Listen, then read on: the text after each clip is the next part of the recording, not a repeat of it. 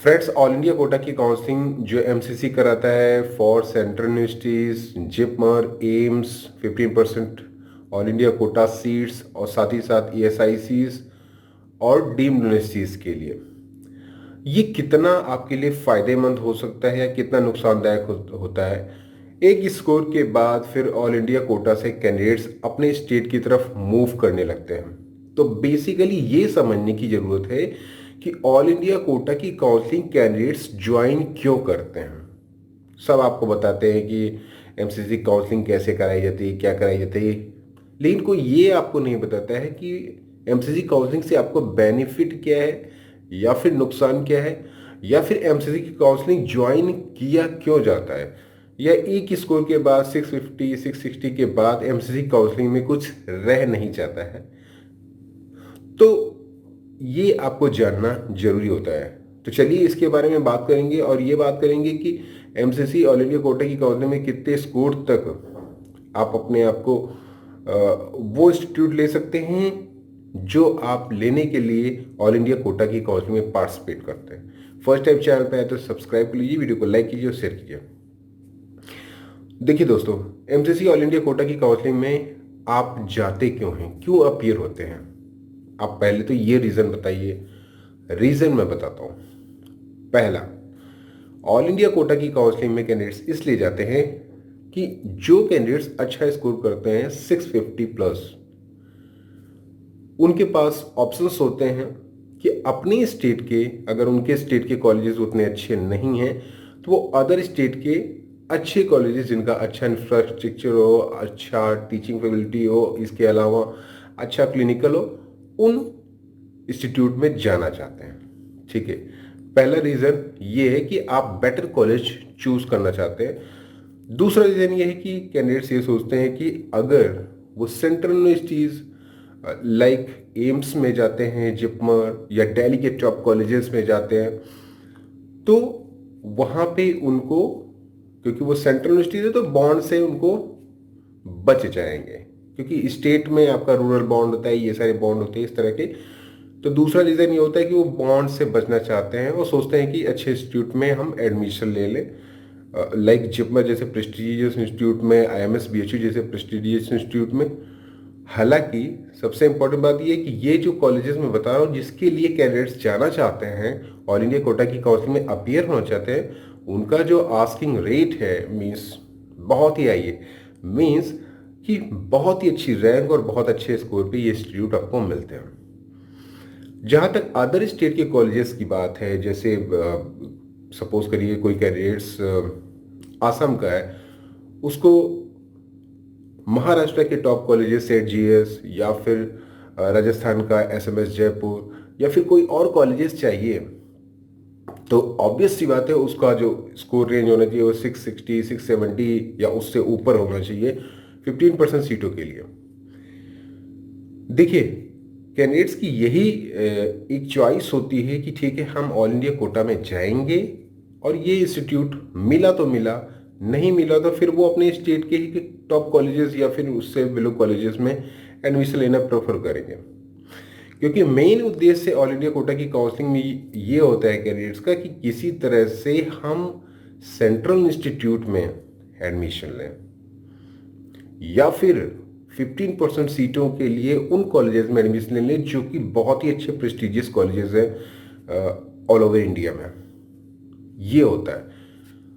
तीसरा कारण जो होता है कि बहुत सारे ऐसे स्टेट हैं जहां पर मेरिट ही इतनी हाई जाती है कि कैंडिडेट्स की मजबूरी हो जाती है कि भैया हमको अपने स्टेट में, क्योंकि मेरिट ज़्यादा है, या फिर कुछ स्टेट ऐसे होते हैं जहां पे मेरिट ज़्यादा होती है और सीटें भी कम होती है, लाइक दिल्ली, हरियाणा। इसके अलावा कुछ और स्टेट हैं जैसे कि आपका केरला, राजस्थान। ये सारे ऐसे स्टेट हैं जहाँ की मेरिट इतनी हाई जाती है कि उन्हें डाउट होने लगता है कैंडिडेट्स को कि शायद हमें अपने स्टेट की जब मेरिट आए तो उसमें हमें स्टेट का कॉलेज ना मिल पाए।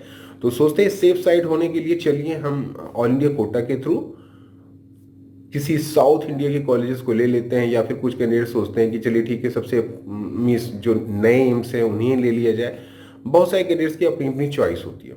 तो ये मजबूरी भी होती है ऑल इंडिया कोटा में, पार्टिसिपेट करने की, कि केरला जैसे, दिल्ली जैसे स्टेट में तो आपको सीटें ही नहीं मिलेंगी, ये प्रॉब्लम होती है। तो कैंडिडेट्स क्या करते हैं, सोचते हैं यार हमारा ड्रॉप हो गया है 1 साल 2 साल, अब हम सीटें लेना पसंद करेंगे, तो वो कोई भी आसाम का कॉलेज ले लेते हैं, या फिर वेस्ट बंगाल का कोई कॉलेज ले लेते हैं, या फिर कई सारे साउथ इंडिया के कॉलेजेस हैं, आंध्र प्रदेश, तेलंगाना, या फिर ये मान के चले तमिलनाडु, इन सब के कॉलेजेस को प्रेफर कर लेते हैं। ठीक है, हम किसी तरह से अदर स्टेट में चले जाएंगे, लेकिन हम अपना लॉस नहीं करना चाहते हैं, ये मजबूरी होती है। तो ये सारी मजबूरियां तो कैंडिडेट्स के लिए होती हैं। ये जो मैंने अभी मजबूरी बताई, ये तो बहुत ही कैंडिडेट्स के पास कोई ऑप्शंस नहीं होता है, इसलिए वो ऑल इंडिया कोटा में जाते हैं।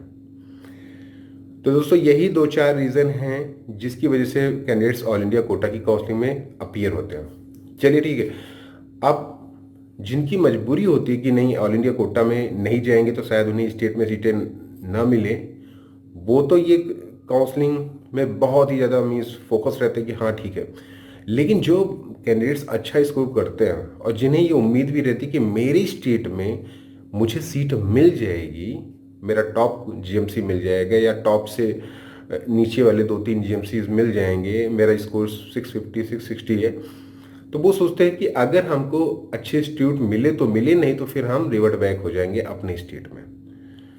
तो अगर पूरा खेल देखा जाए तो 650 या 640 के बाद फिर कैंडिडेट्स अपने स्टेट में आना शुरू कर देते, क्योंकि वो फिर अगर किसी अदर स्टेट के 2nd नंबर 3rd नंबर या फिर 4th नंबर के कॉलेजेस को 15% ऑल इंडिया कोटा के थ्रू लें, इससे बेटर वो है कि अदर स्टेट से जाने से अच्छा कि अपने स्टेट से ही एमबीबीएस करें। हाँ, रूरल बॉन्ड्स होते हैं या फिर सर्विस बॉन्ड होता है, वो तो फेस करना पड़ेगा किसी भी स्टेट को हो, कुछ एक स्टेट को छोड़ के जहाँ रूरल और सर्विस बॉन्ड नहीं होता है, लाइक झारखंड और कुछ भी और सारे स्टेट भी हैं जहाँ पे बहुत ज़्यादा स्ट्रिक्ट बॉन्ड नहीं होता है। तो कैंडिडेट्स कहते हैं कि ठीक है, हम अपने स्टेट में ही रहेंगे, इससे ज़्यादा ठीक रहेगा कि हम बाहर की स्टेट में जाएं। तो ये एक प्रोसेस होता है दोस्तों, इसमें घाटा कैसे होता है। देखिए, कुछ स्टेट होते हैं लाइक आसाम हो गया, या फिर तमिलनाडु हो गया, या और बहुत सारे स्टेट हैं जो हाई मेरिट स्टेट में नहीं आते हैं। वो अपने यहाँ अपने कॉलेज की 15% सीटों को शेयर तो करते हैं ऑल इंडिया कोटा में, लेकिन उतनी सीटें ले नहीं पाते हैं ऑल इंडिया कोटा में अदर स्टेट के कॉलेजेस की। मीन्स अगर उनकी जैसे 600 मैंने बताया कि 650 640 की भी बात कंपटीशन लगभग खत्म हो जाता है, कैंडिडेट्स अपने स्टेट में मूव करने लगते हैं। इवन 660-70 वाले भी अपने स्टेट में चले जाते हैं कि नहीं हम टॉप जीएमसी ले लेंगे, हमको तो एम्स नहीं मिला, जिपमर नहीं मिला, या फिर सेंट्रल यूनिवर्सिटीज़ नहीं मिली, दिल्ली के टॉप कॉलेजेस नहीं मिली, क्योंकि यही सब सोच के ही कैंडिडेट्स एमसीसी की काउंसलिंग में अपीयर होते हैं। ये नहीं मिलता है तो वो सीधे आते हैं अपने स्टेट में। अब स्टेट में आएंगे तो स्टेट का कंपटीशन बढ़ना ही बढ़ना है, और साथ ही साथ ये मान के चलिए कि कैंडिडेट्स जो लो मेरिट वाले होते हैं वो, क्योंकि वहाँ पे ऐसा नहीं कि 650 से ऊपर करने वाले बहुत सारे कैंडिडेट्स होते हैं, काफ़ी गिने चुने कैंडिडेट्स होते हैं जो बहुत कम ही सीटें सेंट्रल यूनिवर्सिटीज़ की हो गई, एम्स की, टॉप एम्स की हो गई, बहुत कम ही सीटों को कवर करते हैं, लेकिन अपने स्टेट की बहुत सारी सीटें ऑल इंडिया कोटा में लाते हैं। और ऑल इंडिया कोटा में उन सीटों पे बेसिकली अगर मैं बात करूं तो राजस्थान, केरला, दिल्ली, या फिर वो स्टेट जो हाई मेरिट में आते हैं, वहाँ के बच्चे उन सीटों को ले जाते हैं।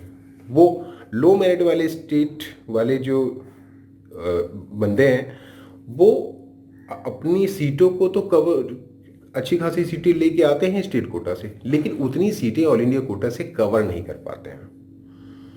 तो इससे क्या हुआ कि अपने स्टेट की सीटें तो उन्होंने गंवाई, और साथ ही साथ उस स्टेट के बच्चे जो कि अच्छा स्कोर बहुत कम करते हैं, तो उन्होंने कुछ सेलेक्टेड सीटें ली और उसके बाद फिर अपने स्टेट में चले गए। तो अल्टीमेटली स्टेट में तो काफ़ी कैंडिडेट्स बढ़ जाते हैं।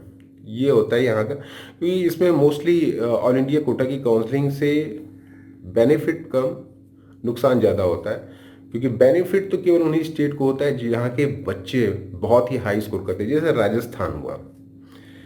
राजस्थान में जैसे अभी आपको रिकॉर्ड पता होगा कि 2000 से ज़्यादा बच्चे हैं, 625 से ऊपर कर रहे हैं, इवन 670 680 से ऊपर करने वाले बहुत सारे कैंडिडेट्स हो गए। तो राजस्थान के बच्चे तो जिपमन में भी बहुत सारे बच्चे जाएंगे। Top central universities, IMS, BHU, Delhi के top colleges, MAMC, LHMC for girls, और इसके अलावा BMC, ये जो टॉप कॉलेजेस हैं जिन पर पुडुचेरी कैंपस, कराईकल कैंपस और SMS जयपुर, KGMC, ये जो टॉप इंस्टीट्यूट है, एम्स के जो टॉप 8-9 इंस्टीट्यूट है, इनको राजस्थान, यूपी, बिहार, इसके अलावा केरला, इन सब के कैंडिडेट्स जो हैं ये सीटों को ज़्यादा कवर कर लेंगे। और जो बचे हुए स्टेट हैं उनके बच्चों को या तो पुराने एम्स मिलेंगे अगर वो चाहते, नए एम्स मिलेंगे अगर वो चाहते हैं तो, नहीं तो मैक्सिमम कैंडिडेट्स अपने स्टेट को ही मूव कर जाते हैं, उनको केवल यही सीटें मिलती हैं। तो जो हाई मेरिट वाले हैं उनको तो बहुत बेनिफिट होता है यहाँ पे, क्योंकि उनको टॉप इंस्टीट्यूट मिल जाते हैं।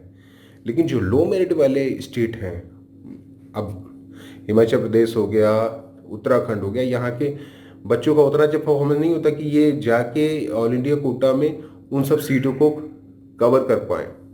मतलब कवर भी करते हैं तो 2-4-10 कैंडिडेट्स कवर करते हैं, नॉट लाइक कि राजस्थान जैसे स्टेट में 100 कैंडिडेट्स ही जाके कवर कर लिए, यूपी जैसे स्टेट में 50 से ज़्यादा कैंडिडेट्स जाके अच्छे खासे सेंट्रल यूनिवर्सिटीज़ को कवर कर ली, ये नहीं हो पाता है। तो अल्टीमेटली वो अपने स्टेट को ही मूव करते हैं। तो अगर देखा जाए ओवरऑल तो इसमें ऑल इंडिया कोटा की काउंसलिंग में फ़ायदा केवल एक कैंडिडेट्स को ये होता है कि जो हाई मेरिट वाली स्टेट है वहाँ के बच्चों को टॉप कॉलेजेस मिल जाते हैं, और हाई मेरिट वाले ही स्टेट के बच्चों को यहाँ पे दोबारा बेनिफिट तब होता है जब उनके स्टेट का कट ऑफ या स्टेट की मेरिट बहुत ज़्यादा हाई जाती है, उन्हें लगता है कि उनके स्टेट में सीटें नहीं मिल पाएगी, तो वो ऑल इंडिया कोटा के लो ग्रेड के कॉलेजेस को ले लेते हैं किसी अदर स्टेट के 15% सीटों के लिए। तो अल्टीमेटली अगर देखा जाए तो केवल और केवल फायदा हाई मेरिट वाले स्टेट के कैंडिडेट्स को यहाँ पे होता है। तो ये समझने की बात है दोस्तों, ये समझना जरूरी है कि एमसीसी की काउंसलिंग में फ़ायदा कितना है, नुकसान कितना है, और फ़ायदा किसको ज़्यादा है और नुकसान किन का ज़्यादा है। तो इसलिए मैंने कहा कि एक वीडियो बना के आपको समझाया जाए कि एमसीसी की काउंसलिंग का उद्देश्य क्या है, क्योंकि जानना जरूरी है। आप लोग अपीयर होंगे तो ये जानना जरूरी है कि क्यों आप अपीयर हो रहे हैं, क्या मेन रीज़न है और कितना आपको फ़ायदा और नुकसान हो सकता है। आई होप कि वीडियो आपको अच्छा लगा हो तो लाइक और शेयर करें। That's all.